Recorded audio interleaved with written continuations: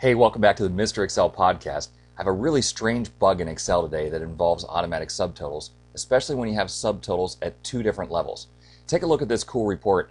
First, we have totals by region, Central, East, Government, West, and then within that we have totals by product. This actually gives us four group and outline buttons. We can see just the region totals or the region totals and the product totals. Now let's take a look at the underlying data here, and I can show you exactly what the problem is. In this particular company, the Central, East, and West regions sell three products, ABC, DEF, and XYZ, but the government region only sells XYZ.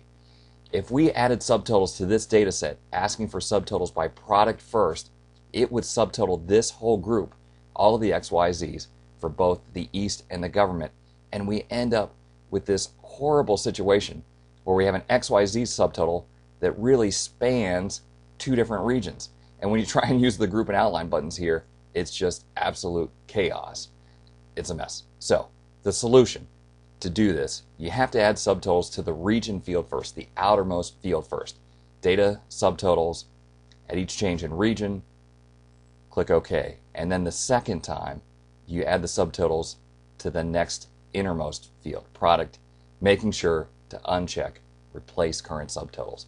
Now that's a really obscure problem, having one region that only sells one product and the two adjacent regions have the same product at the beginning or end. But if it happens to you, like with that government region that we had there, make sure to do the outermost subtotal first and then the innermost. Hey, thanks for stopping by. We'll see you next time for another podcast from Mr. Excel.